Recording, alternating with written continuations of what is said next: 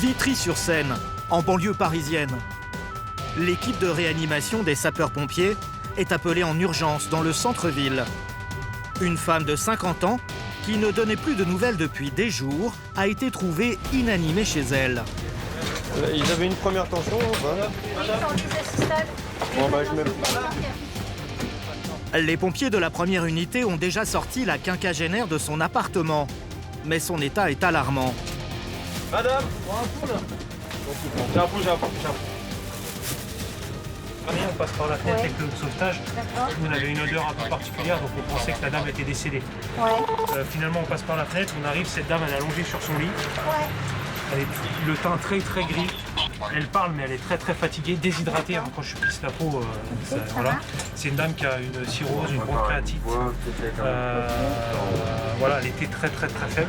La patiente, alcoolique, presque inanimée, présente des signes manifestes d'infection sanguine et même au repos, son cœur est à 107 battements par minute au lieu de 80 pour une personne en bonne santé. Tu restes avec moi et tu vas la scoper avec notre touch qui est ici, d'accord? Les autres, vous allez pouvoir vous effacer tranquillou. On garde un seul personnel. Oui, je suis là. Un seul, les autres. Attends, reviens. Il y a Pierre avec nous là, t'embête. Et on ferme la porte, s'il vous plaît, pour le chauffage de la nuit. Sans une intervention immédiate des médecins, elle n'arrivera pas en vie à l'hôpital. Allez-y. Prenez une grande inspiration si vous pouvez. Allez-y, madame. Très bien. On continue? Le lieutenant-colonel Bianca, le médecin-chef, vérifie immédiatement l'état des poumons de la patiente pour repérer une éventuelle infection comme la Covid. Mais rien de visible à l'échographie, il faudra faire les tests à l'hôpital. Je vais vous perfuser, d'accord, pour vous réhydrater un petit peu et pour passer des médicaments, d'accord? Vous vous appelez comment? Oui, ça fait un petit peu mal, excusez-moi. Voilà, ça y est, c'est fini. Voilà. Face à l'urgence, l'équipe décide de pratiquer une double perfusion pour hydrater et injecter des médicaments à la patiente sans perdre un instant. Mais il va surtout falloir lui trouver un hôpital au plus vite. T'avais un retour, toi? Gaston, aux alentours de... Ne quittez pas, je vous passe l'harcèlement, ne quittez pas. Nous vous prions de bien vouloir nous excuser pour cette attente. Ne raccrochez pas, s'il vous plaît. Nous allons reprendre votre appel. Allô? Oui, Rose, sur les Vitry. C'était pour savoir si vous aviez une place pour nous, s'il vous plaît. C'est en cours, on attend que le réa de Paul Brousse nous rappelle. Paul Brousse éventuellement, d'accord. Parce qu'au cabet, il n'y avait pas de place, c'est ça?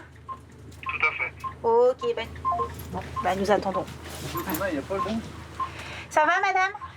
Avec la crise sanitaire, la situation est tendue dans les hôpitaux. La majorité de lits est occupée.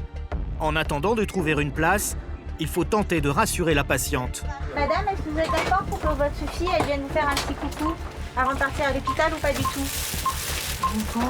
Votre fille, est-ce que vous êtes d'accord pour qu'elle vienne vous faire un petit coucou avant de partir à l'hôpital ou pas? C'est comme vous voulez, madame. Oui? D'accord, je vais la chercher.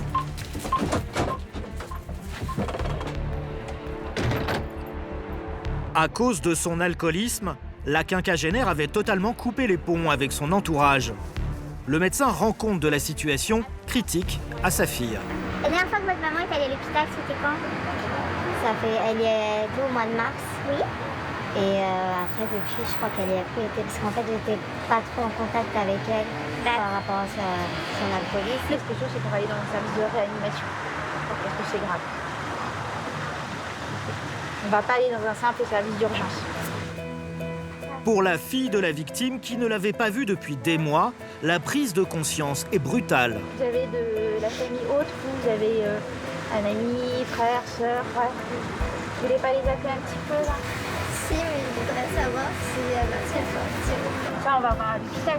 On va voir maman quand même. Allez, venez.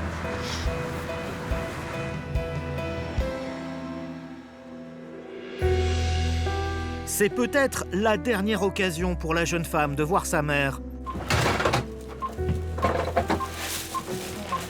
J'expliquais à votre fille, madame, qu'on n'a pas encore... on ne sait pas dans quel hôpital on va aller. Ok? C'est pour ça qu'on a été longue à venir, c'est qu'on discutait...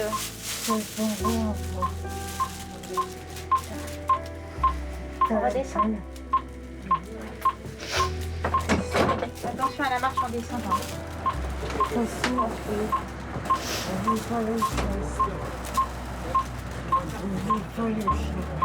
Les chats. Mais dans ces conditions, le dialogue est difficile. Elle vous a entendu, hein? Et pour l'équipe, toujours pas de point de chute. Reconnaissance médicale. Pour destination de votre patient, elle est attendue en réa à Paul Brousse. Réanimation à Paul Brousse. Eh bien, Brousse, tout à fait. nous nous mettons en route. Merci beaucoup. À plus tard. Au revoir. On va pouvoir y aller, madame. Plus d'une heure après son arrivée sur place, l'ambulance peut enfin faire route vers un hôpital parisien. La victime a été placée en réanimation. Ses jours ne sont plus en danger.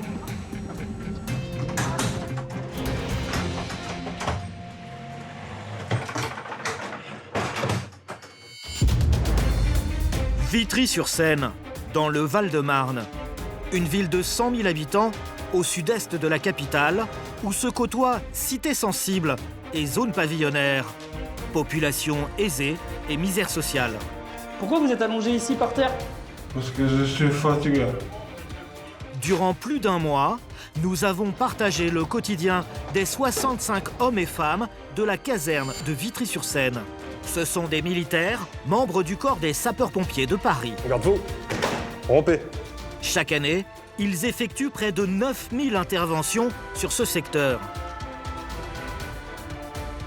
Vous arriviez de là et du coup, vous l'avez tapé de plein fouet. Ok, c'est où que vous avez mal, monsieur, exactement? À Vitry, plus de 80% des appels concernent le secours aux personnes. Voilà, ce sont les pompiers là. Est-ce que vous m'entendez? Serrez-moi les mains pour les yeux.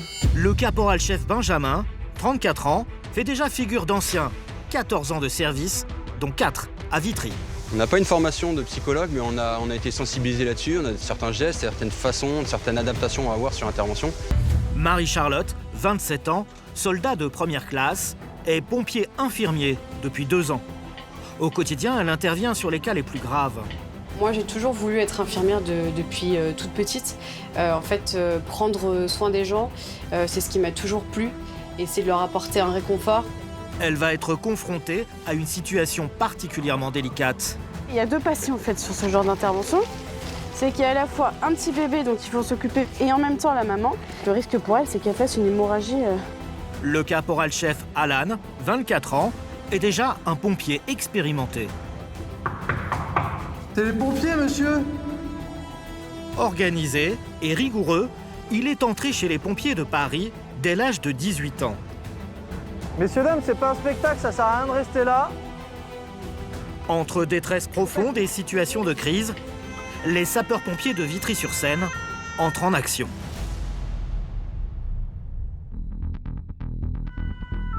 Il est à peine midi et le caporal-chef Alan et son équipage sont appelés en plein centre-ville. 3306. Reçu le VSAV 335 de Vitry, partie 26 rue Saint-Colombe, 1108, correct, terminé. En milieu urbain, l'une des interventions les plus courantes pour les pompiers, ce sont les accidents de 2 roues. Je cherche de faire un beau balisage autour, et tu protèges la voiture aussi. Dans le Val-de-Marne, ils sont en augmentation constante. Et il y a une catégorie particulière qui mobilise régulièrement les secours. Bonjour. Les livreurs. Qu'est-ce qui se passe, monsieur? Vous avez mal quelque part, là? Il a mal tout. Où ça? Hein? Dans la hanche, dans le bas du dos? Ok, ça marche. Ce midi, en plein cœur de Vitry, l'un d'entre eux a heurté de plein fouet un véhicule qui sortait d'un parking. Vous rouliez à combien, vous? Moi, je venais sortir. Ok, et vous arriviez d'où? Et là, il venait de Vous arriviez de là, et du coup, vous l'avez tapé de plein fouet. J'étais caché Ok, et du coup, vous rouliez à combien, vous, à peu près, monsieur? Vous rouliez à combien, à peu près? C'est pas pour la police, hein, c'est pour nous, pour savoir la violence du choc. Vous rouliez à combien de km/h? Quelle vitesse? À quelle vitesse vous rouliez? Presque 20. Pas plus? 25. Pas plus? Oui, parce que ma moto, le fond, 40. Ok, ça va. La question n'est pas anodine. Ouais, la vitesse c'est important pour savoir la violence du choc, savoir à quelle violence a été le choc. Après, on peut aussi se fier au véhicule et à l'état des deux véhicules. À 20 km/h, le choc correspond à une chute d'un étage. Et plus la vitesse est importante, plus les risques de blessures graves augmentent. Hop, vas-y, tu reprends le maintien-tête tout de suite, Nicole. Dans un premier temps, il faut surtout éviter de bouger sa tête pour ne pas aggraver une éventuelle blessure à la colonne vertébrale. Vous avez mal quand on vous retourne sur le dos, monsieur, c'est ça? Pour une telle chute, le livreur est sous-équipé. Pas de gants, aucune coque ou blouson de motard, pas de casque intégral. Alan prend le maximum de précautions. On va vous passer sur le dos, d'accord? On va vous emmener sur le dos. Et une fois qu'on sera sur le dos, on bougera plus, ok? Détendez-vous, monsieur, détendez-vous, d'accord? Ok. Messieurs, dames, c'est pas un spectacle, ça sert à rien de rester là. Oui, oui, d'accord, mais ça sert à rien de rester là, messieurs. Pour le déplacer en limitant ses mouvements, les pompiers utilisent un brancard spécial, la cuillère. C'est mieux comme ça. Allez-y, pliez-le, pliez-le. Allez-y, pliez-le, c'est pas grave notre tour. Allez-y, pliez-le. Pliez-le, hop là. Voilà, parfait. La victime est ensuite entièrement bloquée dans le matelas gonflable enveloppant. Tu l'emmènes dans le VSAV.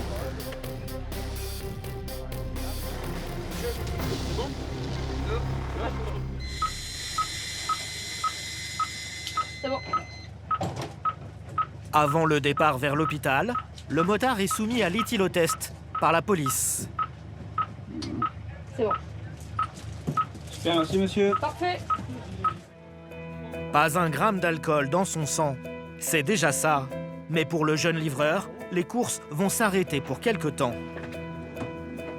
À Vitry, les pompiers effectuent plus de 350 interventions par an pour des accidents. Mais l'essentiel des appels concerne le secours à personne.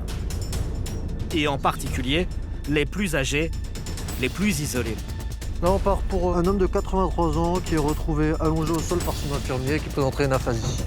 L'aphasie, cette incapacité à parler, est souvent liée à un choc violent. L'infirmier libéral qui a retrouvé le retraité a préféré appeler immédiatement les secours. Mais arrivé devant la porte... C'est les pompiers, monsieur! Venez nous ouvrir, là! Pas de réponse et aucune trace de l'infirmier. C'est vous qui avez appelé les pompiers, monsieur? Hein? Si personne n'ouvre, il faudra enfoncer la porte. Ouais, je l'entends à l'intérieur, mais je me demande s'il est pas au sol. Après de longues minutes d'inquiétude, Alan rappelle son PC. Et du coup, il est où? Il est en bas, là? En fait, l'infirmier était descendu par l'ascenseur, pendant que les pompiers empruntaient l'escalier pour monter. Ok, donc là, il remonte. Bonjour. C'est lui qui a trouvé la victime, allongée dans sa salle de bain. L'homme de 83 ans a chuté de ses toilettes plus tôt dans la journée. Comme il vit seul, impossible de savoir s'il est là depuis quelques minutes ou depuis plusieurs heures. Il est conscient, mais incapable de se relever. On va mettre la chaise juste à côté de lui et on la rentre en marche arrière, la chaise. Alan et ses collègues parviennent à le sortir de la salle de bain pour l'examiner dans le salon. On est où ici? On est où ici? L'homme est très faible. Hein? Il est malentendant. On est où ici, monsieur? Alan vérifie tout d'abord qu'il est lucide. À Vitry, ok. Et vous l'avez vu ce matin? Non, je l'ai vu ce matin. Et ce matin, ça allait? Ça n'allait pas, non, il n'était pas dans cet état, mais il m'a dit qu'il n'était pas bien. Il se sentait pas bien? Ouais, il ne se sentait pas bien, vu que les conditions étaient presque pareilles. Ok. Donc voilà. Je vais vous prendre l'ordonnance. Merci l'ordonnance. Difficile de savoir à quel moment le retraité est tombé. Ce qui est sûr, c'est qu'il a échappé au pire. Le monsieur, en fait, il a eu de la chance parce que du coup, il y a l'infirmier qui ne doit pas passer le soir, qui passe que le matin le voir normalement, qui est passé lui faire une visite de courtoisie. Et du coup, en rentrant dans l'appartement, il a découvert le monsieur qui était allongé dans sa salle de bain. Donc heureusement que l'infirmier passait par là pour nous appeler, quoi. Sans cet acte de pure gentillesse de l'infirmier, l'issue aurait pu être fatale. Mais ce vieil homme, fragile, n'est pas encore sauvé. Monsieur, on va vous faire un électrocardiogramme, d'accord? Respirez bien dans le masque, là. Levez un petit peu le bras, là. Levez, voilà, parfait. Il est en insuffisance cardiaque et respiratoire grave. Monsieur, on part à l'hôpital, d'accord? On range les sacs, on pose le multi bien proprement sur le monsieur, on peut retirer le cibran, on laisse juste le cadre-brin et on file à l'hôpital, ok? L'équipe décide de le conduire à l'hôpital du Kremlin-Bicêtre, où il sera pris en charge en urgence. L'histoire aurait pu très mal se terminer sans l'assistance de cet infirmier libéral. Lundi, en début d'après-midi. Il est 13h40, un homme de 50 ans vient de s'écrouler dans son salon sous les yeux de son épouse. 2 véhicules de secours et un véhicule de réanimation de la caserne de Vitry foncent vers la victime. Coordination médicale, la R70 se présente.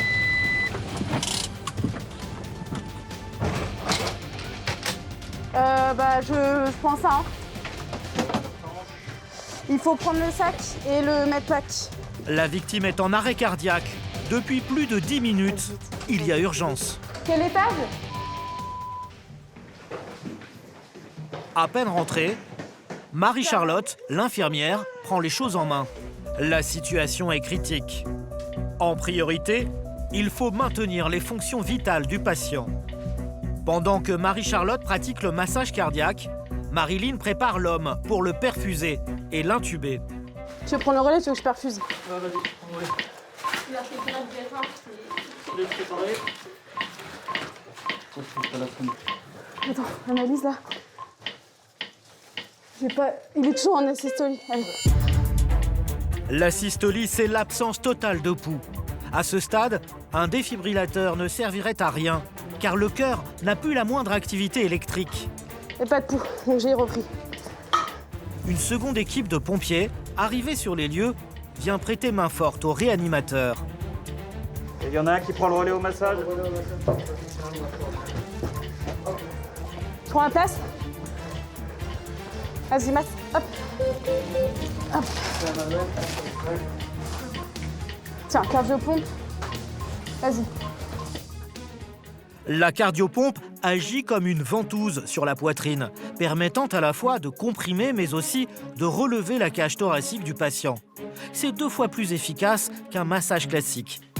Allez, arrête de masser. Ok, asystolie, on reprend le massage. Le massage cardiaque et l'oxygénation doivent être constants. Ils permettent de maintenir l'irrigation du cerveau et le fonctionnement des poumons. Mais ils ne relancent pas le cœur. Alors, on a aussi le TCO2, Marilyn. Pour réanimer la victime, il va falloir lui injecter de l'adrénaline. Y a un timekeeper ou pas, les gars? Ok, en fait, il faut se tabler sur le nôtre, je veux bien. Sur le DGT7 qui sonnera pas. Dans 1 minute 25 pour faire une analyse. Et vu l'urgence, il faut injecter l'adrénaline directement dans la moelle osseuse. Marie-Charlotte perce l'os juste en dessous de la rotule.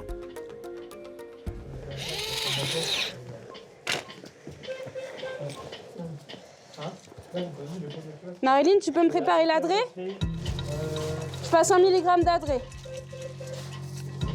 À 14h. Exactement. Hop. 20 secondes pour l'analyse. Après une première injection, On en est où là au niveau des analyses? Il était en asystolie là, sur l'analyse juste avant Et vous. combien d'adresse? J'ai passé un, je vais passer le deuxième juste après. Essaye d'avoir la tête, voilà.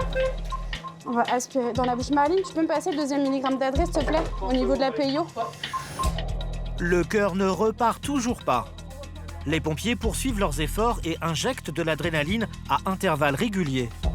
Et là, il est tombé devant son épouse à 40, presque 40. Donc ça fait une demi-heure maintenant. Ok. On se laisse 45 minutes en tout. 45 minutes en tout, ok.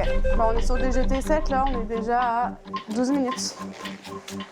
Les secours le savent, il est possible de réanimer un patient longtemps après l'arrêt cardiaque, parfois après plus d'une demi-heure de massage. Mais plus les patients sont âgés, plus cela est rare. 30 secondes, madame. Monsieur. Voilà une demi-heure que Marie-Charlotte et une dizaine de pompiers tentent de réanimer le patient.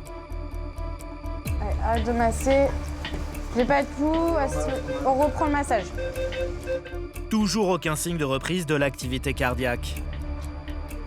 Allez, on reprend tout de suite. J'ai pas de pouls, on reprend. Non, toujours Ocytoline. Ouais. On est à combien d'Adrien? Là, je passe le 3e milligramme. D'accord. La tension est palpable dans l'équipe. Mais seul le médecin-chef a le pouvoir de décider de l'arrêt des soins. 10 secondes. Allez, il te reste 25 secondes. Après plus de 45 minutes de massage, une oxygénation intensive 10 secondes. et 4 injections d'adrénaline, la décision est lourde. Allez, arrête de masser. J'ai pas de pouls du tout. Attends. Vous voulez qu'on fasse, qu'on reprenne? On arrête. L'intervention s'achève. Les pompiers auront tout tenté. On n'a eu aucun signe de vie, tant sur le plan cardiaque que neurologique. Donc du coup, là, ça fait quasiment 1 heure que son cœur s'est arrêté. Donc malheureusement, c'est tout. C'est une sensation d'échec. Avant de repartir, les secours installent le corps dans son lit pour le rendre présentable pour la famille qui vient d'arriver dans l'appartement. Un déchirement pour Marie-Charlotte, en première ligne depuis plus d'1 heure. La tristesse de la famille, c'est souvent ça qui est le plus dur parce que d'un coup d'un seul, le mari, le papa n'est plus là. C'est ça qui est dur. Malheureusement, on est juste là, le temps d'essayer de sauver la personne, d'apporter ce qu'on peut faire. Mais après, on les laisse avec leur chagrin, leur tristesse, c'est ça le plus dur. En France, 40 000 personnes décèdent chaque année d'un arrêt cardiaque. Chez les sapeurs-pompiers de Vitry-sur-Seine, une garde dure entre 24 et 72 heures. À la caserne, ils s'organisent comme dans n'importe quelle base militaire. Les responsabilités sont attribuées en fonction de l'ancienneté. Nettoyage, mécanique ou vérification pour les plus capés. Et pour les petits nouveaux, les soldats de première classe, comme Jonathan, c'est au fourneau qu'ils doivent faire leurs preuves. Je suis garde cuisine aujourd'hui, du coup je m'occupe que de ça. Je dois faire à manger pour 20 personnes. Il y a de bon à manger aujourd'hui? De bon, chou Bruxelles et jambon. Quand on s'est engagé pour sauver des vies, on est rarement formé à la cuisine de collectivité. Alors chacun a sa méthode. On donne pas de cours de cuisine, non. On est obligé de faire tout soi-même. Parfois on regarde sur nos téléphones pour savoir comment faire. Moi ça m'est jamais arrivé, mais j'ai des potes, ouais, ils appellent leur grand-mère ou leur maman pour savoir comment faire. La fin de la semaine approche. Le véhicule de secours du sergent Amaury, 26 ans, est sur le départ. Du coup là on part pour une femme qui serait tombée, qui aurait une déformation au niveau de l'épaule. Une épaule déboîtée. A priori, une intervention de pure routine. Mais sur place, les choses se compliquent rapidement. Bonsoir. Alors, elle est là-haut. D'accord. C'est compliqué. Ouais, c'est un peu exigu. Hein. Ouais, c'est ça. Bah, toi, j'ai même Bonsoir. Pas de chance pour les pompiers. La victime se trouve dans une toute petite chambre mansardée. Bon, qu'est-ce qui c'est? Sur le lit, ça me fait vraiment. Ouais, c'est l'épaule là? Oui. Juste au moindre mouvement, voilà, et j'ai senti qu'elle est partie en douceur, mais là je sais qu'elle se met pas. La jeune femme est bloquée sur le lit et souffre le martyre au moindre mouvement. Ah non, attention, je veux... Ah! On touche plus. Touche plus, c'est bon. Juste la température. Impossible de toucher à la victime sans un minimum d'antidouleur. Amaury décide d'appeler l'équipe de réanimation des sapeurs-pompiers, seule habilitée à prescrire ce genre de médicaments.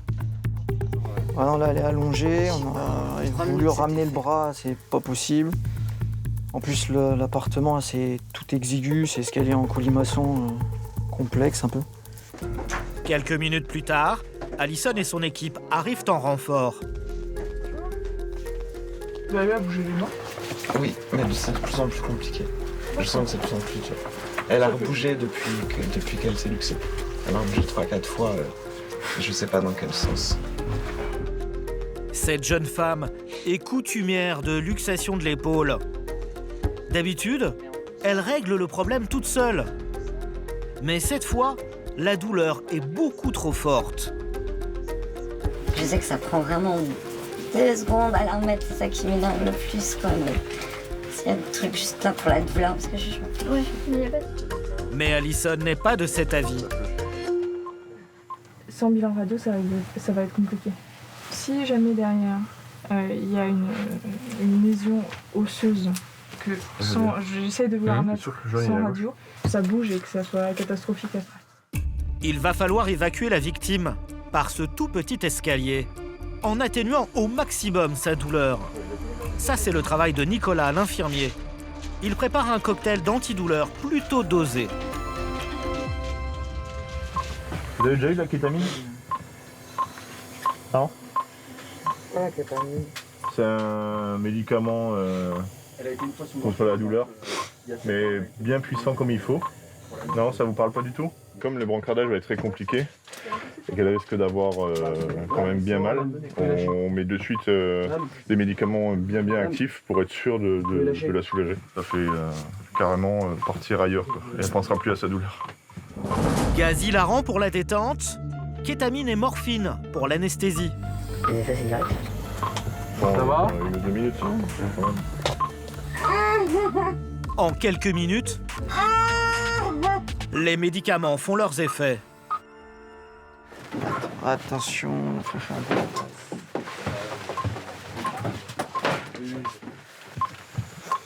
Prends bien mon cuillère. Oh, elle est plus là. Allez, c'est bien. Allez.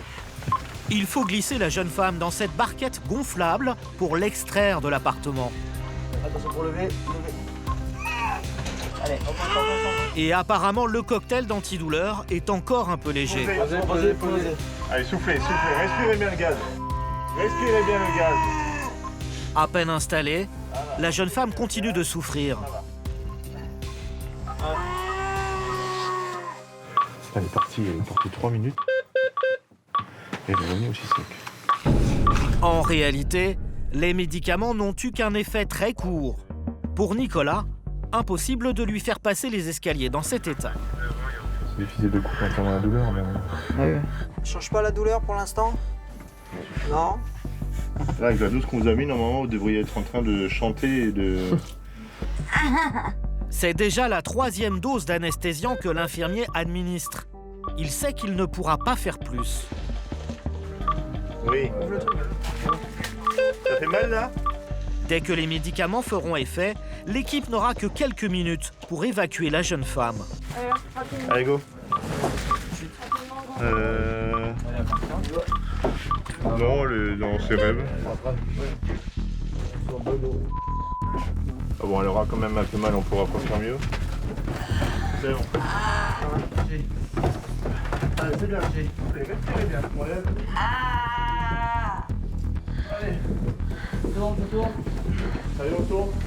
Attention, les gars.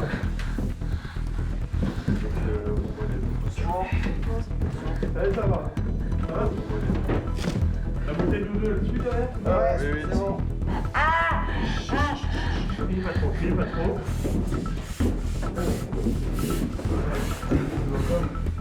Fin d'intervention pour Amaury. Ah là, apparemment, elle était un petit peu dure aux médicaments. Ouais. Mais ça s'est fait, ça s'est plutôt bien fait. La victime va pouvoir partir avec le médecin aux urgences pour voir faire une radio et voir pour remettre cette fameuse épaule. C'est pour faire face à ce type d'extraction, très exigeante physiquement, que les pompiers de Vitry s'obligent à des entraînements quotidiens.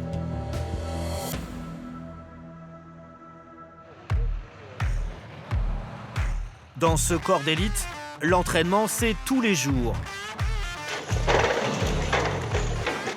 1h30 de sport le matin et autant l'après-midi. La gym pour les inters sert un peu à tout, hein. Ça sert à utiliser son corps dans l'espace, à être à l'aise avec son corps, notamment dans les endroits un peu exigus, surtout sur feu, en reconnaissance d'attaque par exemple, quand on est dans le noir, etc. 40 minutes de manœuvres quotidiennes.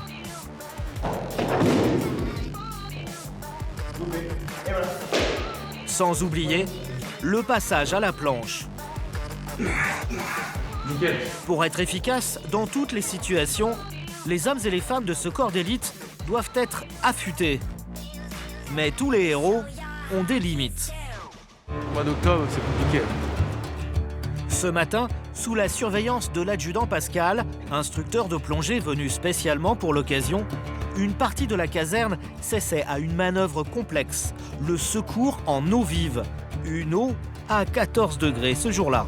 Et cuisier du port à l'anglais pour les pompiers, vous me recevez? Donc on va faire une manœuvre là, il y en a à peu près pour 1 heure, 1 heure et demie, et je vous dis quand on s'en va.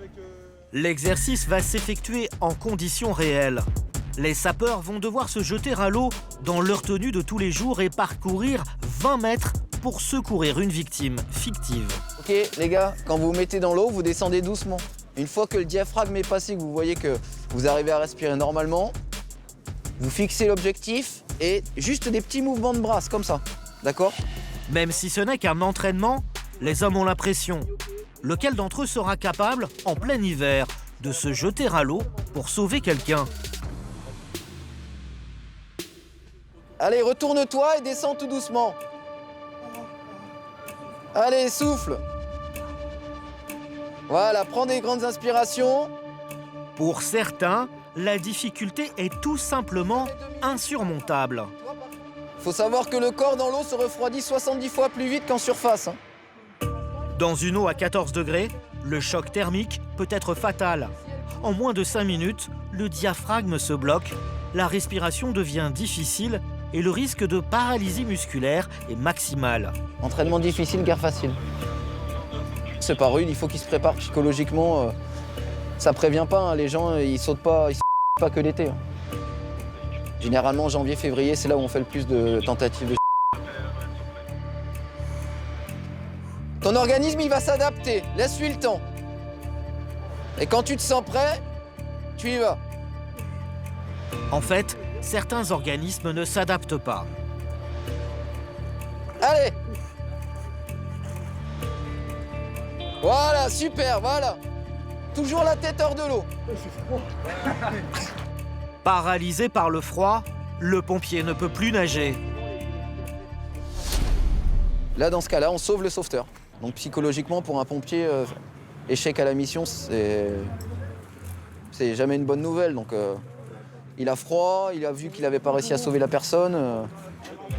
Marvin est le suivant. Après l'échec du candidat précédent, il a un peu plus la pression. Vas-y, mets ton masque. Dis-toi que si toi t'as froid, la victime qui est en train de dériver, elle a encore plus froid. Récemment nommé caporal-chef, il veut faire bonne figure. Pas trop mal. Il s'en sort bien. Ouais, il s'en sort très bien. Ouais. Faut pas arriver crevé, hein, parce que la partie la plus difficile, c'est le retour. Une fois la victime récupérée, le sauveteur déclenche son gilet gonflable et un coéquipier, depuis la berge, l'aide à revenir au plus vite. Allez, là tu palmes. Et là tu palmes. Ouais. Ah, faut que tu lui parles, que tu le préviennes qu'il arrive, attention sa tête. Lui, il voit rien, lui, hein, c'est toi, ses yeux. Hein. Marvin réussit l'exercice haut la main, mais il est épuisé. C'est bien passé? Ah, surprenant. Hein? Ça surprend. Mais ça va, ça s'est bien passé. La mise à l'eau est franchement surprenante. Et c'est beaucoup plus fatigant que ce qu'on peut croire. Non seulement l'aller, mais le retour, il est terrible avec les gens et tout. C'est dur. Un seul échec dans l'effectif aujourd'hui. Mais tout le monde n'a pas plongé. Bon, un chef, normalement, ça montre l'exemple. Enfin, je dis ça. Malheureusement, oui, il me manque mes affaires, j'ai pas pris d'affaires de rechange. C'est ballot. Ouais, c'est ballot. Il faut bien quelqu'un pour encadrer tout ça. Et sur intervention, je serai là pour gérer l'intervention. Vas-y. Bon, préparez-vous déjà. C'est qui la victime? Chaque hiver, les pompiers de Paris et sa proche banlieue interviennent sur une centaine ou tentatives de par noyade. À peine le temps de se sécher et les urgences reprennent. 9 h, c'est l'équipe du caporal-chef Marty, 31 ans, qui est mobilisée ce matin. Donc là, on part sur un arrêt cardiaque. Je te laisse mettre ton balisage pour condamner la route et laisser la place au moyen médical. Ensuite. Allez, on y va. Dans cette petite résidence de Vitry, les hommes du Centre français de secourisme, arrivés en premier, ont déjà commencé les soins. C'est à quel niveau? Là, par ici, gauche. Gauche sur le balcon. Sur le balcon? Ouais. L'homme s'est couché après son travail vers 4h30 du matin. Donc qui c'est qui l'a sorti sur le balcon? C'est nous parce qu'on n'avait pas de place dans la chambre. Ok, ça marche. Vers 8h, l'épouse de la victime a constaté qu'il ne respirait plus. Elle a immédiatement appelé les secours. On masse. Je te passe le cardiopompe. Les premiers secouristes ont préféré l'étendre sur le balcon pour effectuer le massage cardiaque sur une surface dure. Insuffle, allez. Si ça vomit à la tête, t'as l'aspirateur à ta gauche, d'accord? Vous, il était inconscient dans le lit. La dernière fois qu'il a été vu, c'était à quelle heure? À 4h30. 4h30? Ouais, après il est parti coucher à côté. Et après, il a retrouvé. Ok, ça marche. À ce stade, impossible de savoir depuis combien de temps le cœur de cet homme s'est arrêté. Les pompiers ne peuvent que poursuivre le massage. Et problème cardiaque? Zéro choc, on est bien d'accord. Zéro choc. Ok. Mais dès son arrivée, le médecin de l'équipe de réanimation des sapeurs-pompiers laisse peu d'espoir. Ça va? Si vous avez une couverture, sur lui. Il y a des lividités, attends. C'est elle qui va gérer la suite de l'intervention. Je suis avec la famille, je reviens, d'accord? Je vais essayer de creuser. Je vais creuser un peu plus. Le caporal-chef Marty veut à présent en savoir plus. Comment un homme d'à peine 50 ans, sans antécédents particuliers, a pu faire un arrêt cardiaque? Mais le patient va décéder. Et la mort pose question. Dans l'appartement, des compléments alimentaires à base de testostérone, une hormone connue pour augmenter les risques d'arrêt cardiovasculaire, intriguent les pompiers. Donc vous vous déplacez, vous habitez à côté? Dans ces circonstances, les pompiers posent ce qu'ils appellent un obstacle médico-légal qui empêchera de bouger le corps avant la venue des services de police et du légiste. C'est pas une mort naturelle du tout en fait. Surtout qu'il a acheté sur internet des médicaments plus que suspects, de la testostérone pour reprendre du sport, un truc qui sort de nulle part, qui est possiblement responsable de ça. Donc il y a peut-être une enquête à faire là-dessus. Voilà. En France, on estime que la moitié des médicaments achetés en ligne seraient contrefaits. C'est désormais au légiste de déterminer les causes exactes de cet arrêt cardiaque qui a terrassé un homme d'à peine 50 ans. La semaine touche à sa fin à la caserne de Vitry-sur-Seine. C'est parti pour un petit bébé. Ce soir, pas de crise cardiaque pour Marie-Charlotte, mais une naissance dans un foyer d'hébergement. Il faut faire vite. Il y a 15 minutes, le papa voyait la tête du bébé. Bonjour. Il est sorti. Ok. À l'arrivée de l'équipe médicale, l'enfant est déjà posé sur la poitrine de sa maman. Est-ce que tu peux me sortir cap bébé et tout, s'il te plaît? C'est le papa qui a accouché tout seul. Sa compagne. Est-ce qu'on a le papa qui est là? Je suis là. Oui, c'est vous le papa? Oui. Très bien. Félicitations, monsieur. Merci. C'est quoi? C'est un petit garçon, une petite fille? C'est un petit garçon. Petit garçon. Ça a été la sortie. Oui, ça a sauté très rapide. J'ai. J'ai parlé avec le papa au cas où. Ça vous a pas déchiré au niveau du périnée? J'en ai aucune idée. Bonjour monsieur, je suis le médecin. Ok. Du coup, c'est vous qui avez fait l'accouchement? Oui. Ouais, très bien, félicitations. Oui. Il est né à quelle heure? Il est quelle heure même? Il est 19h15 là, monsieur. 10 minutes. Pour les secours, il faut désormais éviter toute complication. Allez, super. Encore un peu. Voilà, bravo. Est-ce que je peux vous emprunter bébé pour l'emballer nous dans une petite cape pour qu'il ait chaud?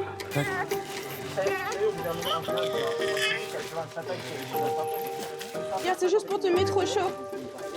Voilà, c'est pour que tu aies chaud. Pour le nourrisson et sa mère, les prochaines minutes vont être cruciales.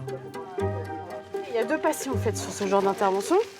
C'est qu'il y a à la fois un petit bébé dont il faut s'occuper, vérifier qu'il va bien, qu'il est bien éveillé, et en même temps la maman. Le risque pour elle, c'est qu'elle fasse une hémorragie de la délivrance juste après avoir accouché. Donc c'est bien aussi surveiller la maman, vérifier qu'il n'y a pas de saignement par la suite. Le jeune couple n'attendait pas l'accouchement avant plusieurs jours. Comment va papa? Ça va. Ça va. J'ai juste donné naissance à un bébé, mais c'est la mienne. Comment il va s'appeler ce bébé? On ne sait pas. Ça arrivait trop vite. On attend pour qu'il choisisse.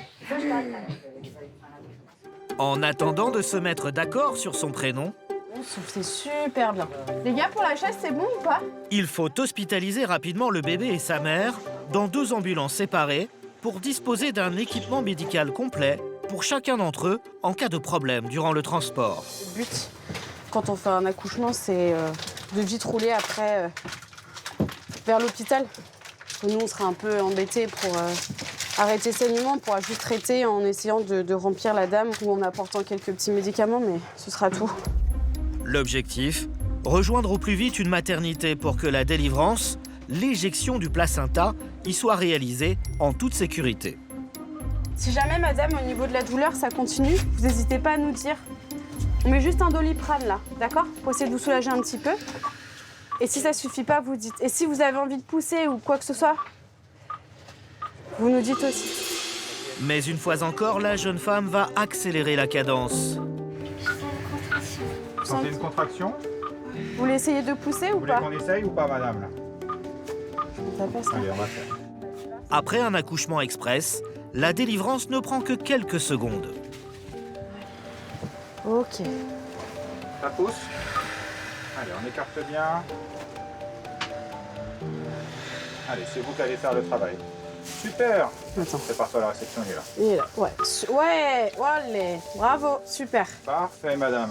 Il avait l'air d'être en entier, c'est juste qu'il s'est rompu. Hein. Bon, la poche est bien rompue. Ouais, de ce côté-là. Tac. Et ça saigne pas Il n'y a plus pas que de ça. saignement actif. C'est parfait. Aucune complication pour la jeune maman. Marie-Charlotte, elle, fera le trajet vers l'hôpital avec le nouveau-né et ses collègues Thomas, Radou et Amaury. Bah, je viens vous embêter du coup. Salut petit bout de chou. Radou, ah, super. Ça va? On a appelé Thomas. Oh. Il est trop beau. On a proposé les 3 prénoms. Et il a pas vraiment aimé. Entre Amaury, Thomas et Radou.